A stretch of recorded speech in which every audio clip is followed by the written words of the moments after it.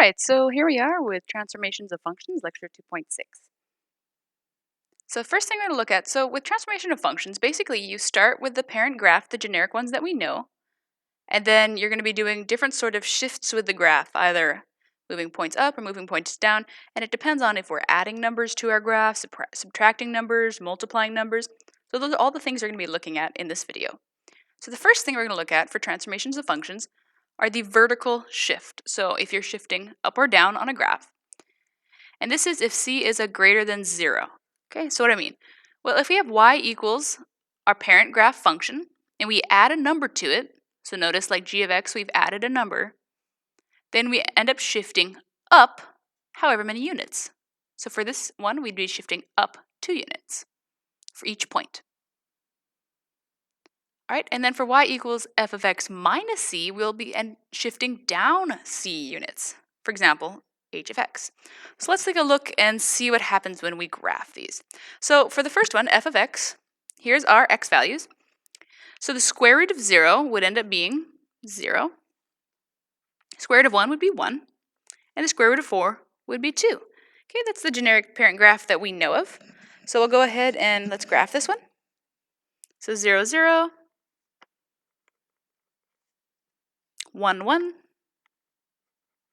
Please remember to write your points if you can. And 4, 2. Actually, please write your points. 4, 2. All right. And there we go. There is the generic parent graph f of square root of x. Okay, then let's graph the one where we're shifting upwards, vertical. So we have 0, inputting 0, and then we're adding 2 to it. 0 plus 2 is 2. So then the square root of 1 is going to be 1 plus 2, that'd be 3. Inputting 4, square root of 4 is 2, and 2 plus 2 is 4. So this new graph is going to be 0, 2, shifting up 2 units, 1, 3, and 4, 4. See, notice how our entire graph has shifted up 2 units by simply adding 2 to our parent function. Kind of neat. All right. You might need to get a pen with a slightly thinner point than this one. It's kind of hard to write in all our points with this graph paper. All right, let's look at the next one. We're shifting down some units. So inputting 0, square root of 0 minus 2, it's going to be minus 2. Square root of 1 minus 2 would be 1 minus 2, so that's negative 1. Inputting 4, square root of 4 minus 2 would be 2 minus 2, so that would be 0. All right, 0, negative 2, 1, negative 1, 4, 0. Okay, let me write those in. And notice it looks like our graph has indeed shifted down 2 units. Okay, so that is vertical shift, so going up or down. And that is when you are adding or subtracting a number to your parent function. Okay. So here we go. Let's look at horizontal shifts, left or right. Okay, so this one's kind of weird. It might be slightly not intuitive. Okay, so please note on this one, when you're shifting left or right, it's kind of not entirely intuitive. So notice, for the horizontal shift, you're attaching things to your parent function. Sorry, so for your vertical shifts, you're attaching things to your functions. So you're adding it to the parent function. But notice with the horizontal shifts, you're actually going inside your parent function. Okay, this is where things change a bit. So if we're subtracting a number inside our origin, we'll actually end up shifting right. So it's not as intuitive. And if we add something inside our parent function, we'll be moving left. Okay, so x's are weird. Okay, let's go ahead and do this. So absolute value of x is going to be 0. Absolute value of 2 will be 2. Absolute value of negative 2 will be 2. Absolute value of 3 will be 3. And absolute value of negative 3 will be negative 3. Okay, let me go ahead and plot these points. 0, 0, 2, 2, negative 2, 2.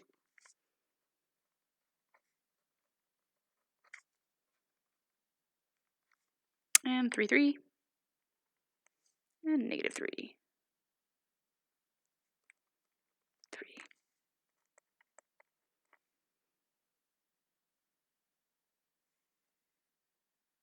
There we go. So parent graph. Go ahead and see if you can plug in the points for g of x. All right, so 0 minus 2 is going to be the absolute value of negative 2, which will be 2. 2 minus 2 will be 0. Absolute value of 0 is 0. Negative 2 minus 2 would be negative 4. Absolute value of negative 4 is 4. 3 minus 2 would be 1. Absolute value of 1 is 1. And negative 3 minus 2 is going to be negative 5. Absolute value of negative 5 will be 5. All right, let's go with this. 0, 2. And then 2, 0.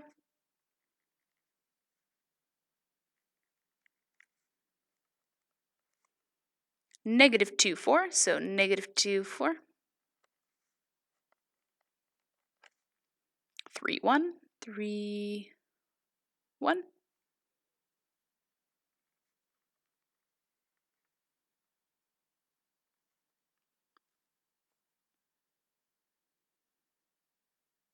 And negative 3, 5.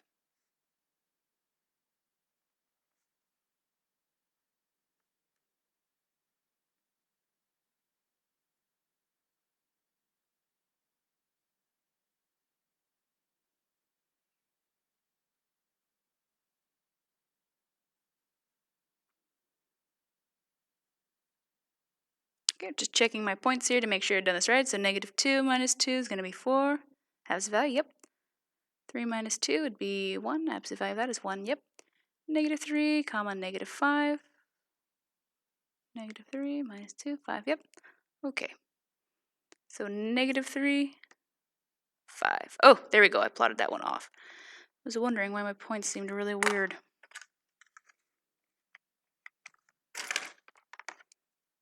All right, let's just check to make sure I plotted these other ones right.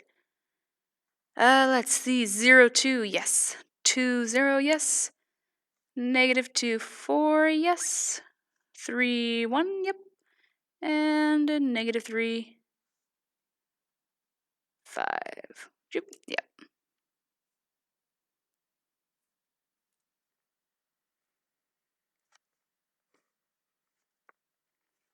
All right, next one.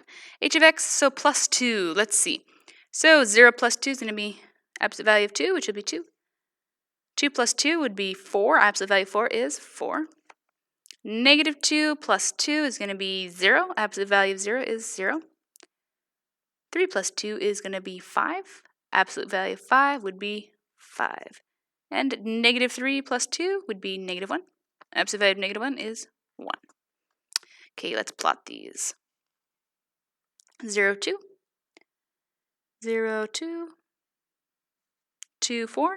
2, 4. Negative 2, 0. 3, 5. And negative 3, 1.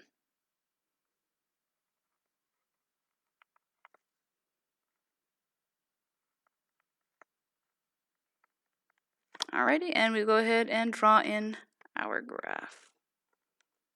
Okay, and we have indeed shifted right or left 2 units for this one, and we've shifted right 2 units for this one.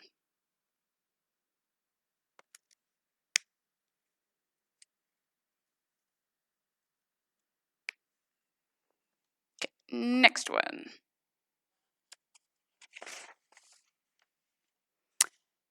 Three, reflection about the x-axis. Okay, so this time what happens is if you have a negative being multiplied to your parent graph, you'll end up reflecting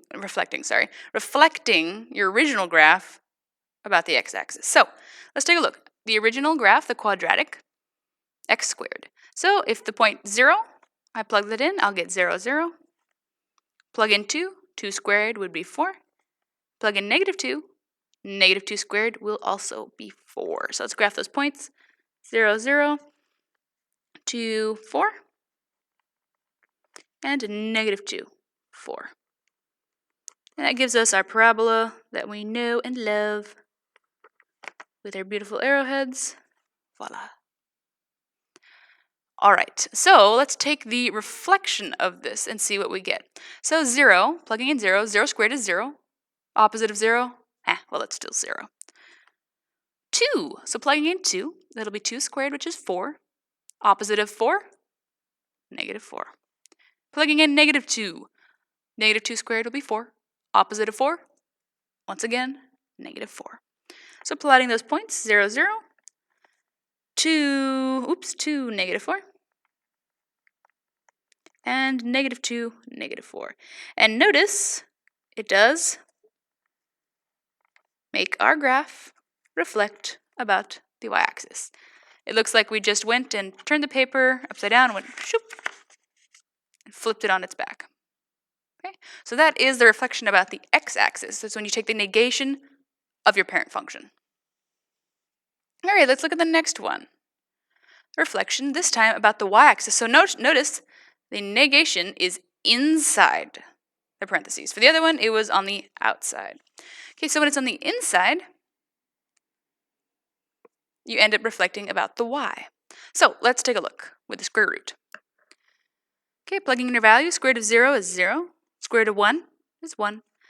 Square root of negative 1, that does not exist. Square root of 4 is going to be 2.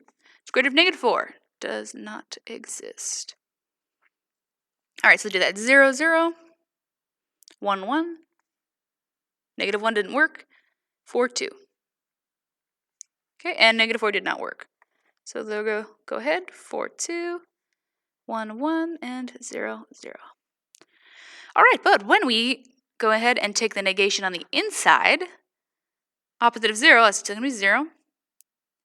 Square root of negative 1, this time this does not exist. And then if you input negative 1, opposite of negative 1 is positive 1. And we can take the square root of that. That'll just be 1. So notice, this time it did work. Okay. All right, now 4. Plugging in 4, well, it's going to be square root of negative 4, which does not exist. It's not a real number. Or undefined. I guess we could be using undefined. All right, and then plugging in negative 4. So negative 4, that's going to be square root of 4, which will be 2.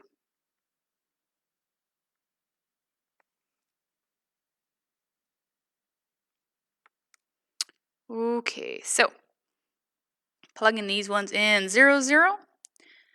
1 doesn't work, but negative 1, 1 works. 4 doesn't work, but negative 4 works. And notice it does look like our graph has reflected about the y-axis. It's just gone whoop, to the other side. And there we go.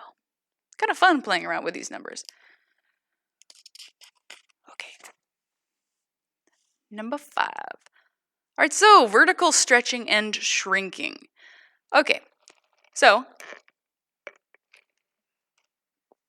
if we have a constant again, and it's greater than 1, and we're multiplying our parent function by this constant, you're going to be stretching it vertically by a factor of, well, whatever that constant is. So for example, if our constant is 2, we'd be stretching all of our values by 2. For this one, if it's in between 0 and 1, so if it's a fraction, for example, or if it's just a number less than 1 and greater than 0, then it ends up shrinking our graph by a factor of that amount. Okay, so let's take a look at how that happens. So go ahead and just graph the parent function. Try that by yourself. All right, I'll go ahead and plug in those values. This one we should know by heart by now. We've been graphing it so much.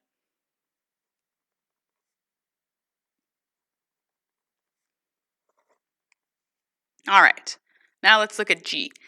This time we're multiplying everything by a factor of 2.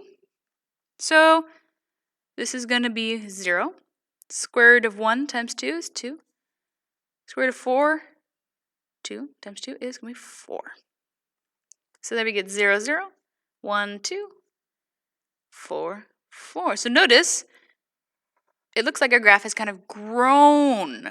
Okay, so it has been stretched upward by a factor of c.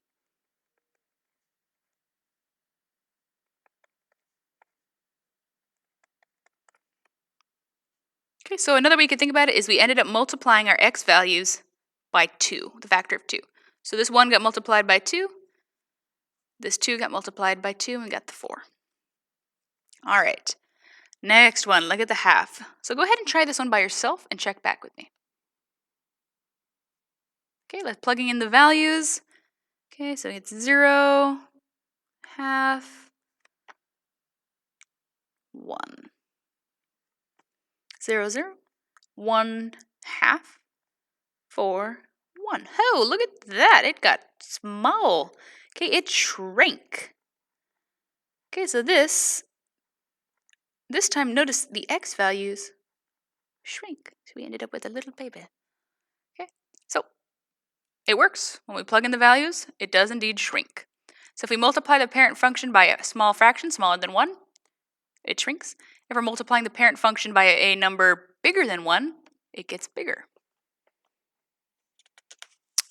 Number 6.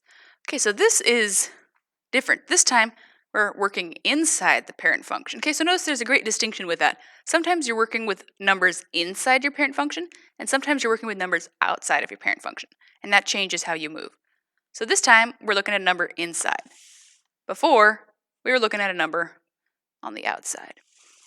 So looking at a number on the inside, let's see how things change this way. Now once again, when you're playing with the x inside, things are a little different. So if you're multiplying by a number greater than 1, you actually end up shrinking by a factor of 1 over c. If your number is between 0 and 1, then you actually end up stretching by a factor of 1 over c. Okay, let's look at what that means. So plugging in 0, I'll go ahead and just do this one quickly. Okay, and let's graph this one. This one should also be one we're starting to get to know pretty well.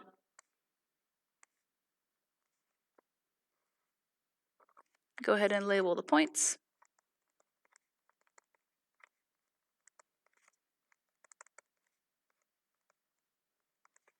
All right, parent function, absolute value of x. Now let's look at g of x. This time we're going to be multiplying our x values by 2. Well, absolute value, that's going to be 0. This is going to be 2. This will be 2.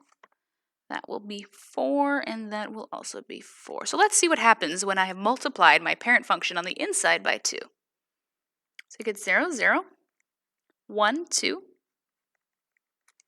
negative 1, 2, 2, 4. Ooh, interesting. Negative 2, 4. So notice it's sort of gone squeeched up. Okay, so we kind of ended up shrinking our graph in some senses. It got tighter. Okay, all right, that worked. So let's see when I multiply everything by a half. So this is going to be 0. Go ahead and try and fill this one out and graph it by yourself and check in with me in a second. So that'll be half. Also a half. That will be 1, and that will be 1 as well. Let's see. 0, 0, 1 half, negative 1 half, 2, 1, oop, getting a little squishy here, and negative 2, 1. Oh, and look at that. It also, this one, it got wider. How interesting. Okay, so when we multiply by half, it ended up getting wider, and we multiplied by 2 on the inside, it got bigger in a sense. Okay, so that is the horizontal stretch and shrink.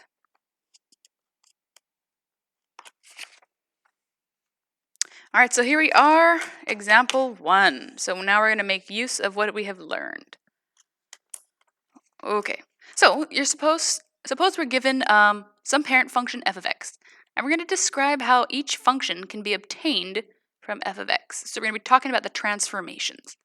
So this first one, notice the numbers are being added outside of the parent function. So this is, we're going to be shifting down 10 units. This is a horizontal. So, sorry, vertical. So vertical, shift down 10 units. Okay, it might seem like a lot to write, but please write these very wordy ways of describing it down. Okay, please mention if it's a vertical or horizontal. Please mention if it's going up or down. left or right. And then please put the term units at the end. Okay? Might be left or right, but be very clear and concise about what way the graph is changing. Thank you. All right, B. Now notice this time the 10 is inside with my x. Okay, so this is going to be talking about the horizontal shifts. This is the x values. Okay, so we know it's going to be a horizontal because it's inside with the x. So it's a horizontal shift, but remember, the x values are weird. So you might be tempted to say we're going to be going left, but we're going to be shifting right 10 units. And that's it for those two. So the next one. Well, I like to start inside with the x value, so this is going to be a horizontal shift.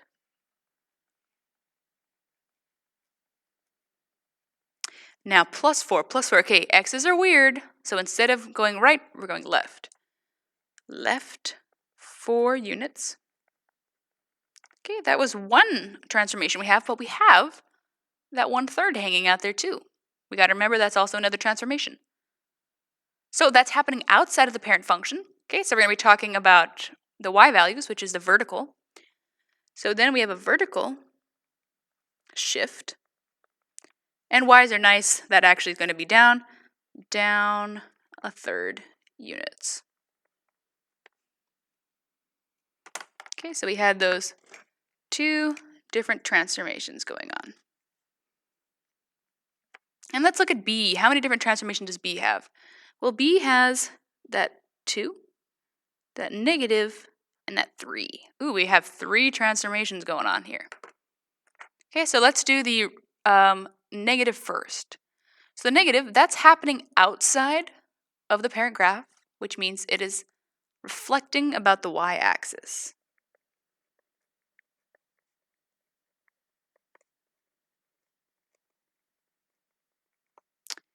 Okay. Now the next one, we'll look at the multiplication, 2. So that's happening outside of the parent graph, which means we're going to end up stretching by a factor of 2.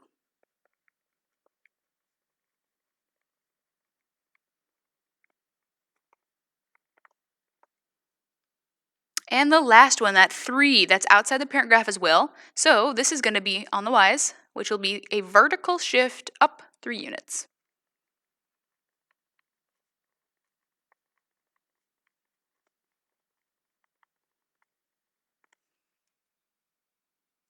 All right, now let's take a look at actually graphing some of these. Okay, so sketch the graph function not by plotting points, but by starting with the graph of a standard parent function and applying the different transformations. And we need to describe the transformations in the proper order. So there is a proper order, and I'll be going over that order with you. The order was given kind of in the way I gave them numbering 1 through 6 on all the previous papers. Okay, so please try and stick with that order. Okay, so what are the different transformations I see here? So on my parent graph, first let's identify the parent graph. It's the square root parent graph, y equals square root of x. And then we have that 4 and that 3. So 2 transformations are going to be happening here. Okay. So the first parent function, we know that. That's 0, 0, 1, 1, and 4, 2. Okay, good to have your parent graphs memorized at this point. If not, good time to start.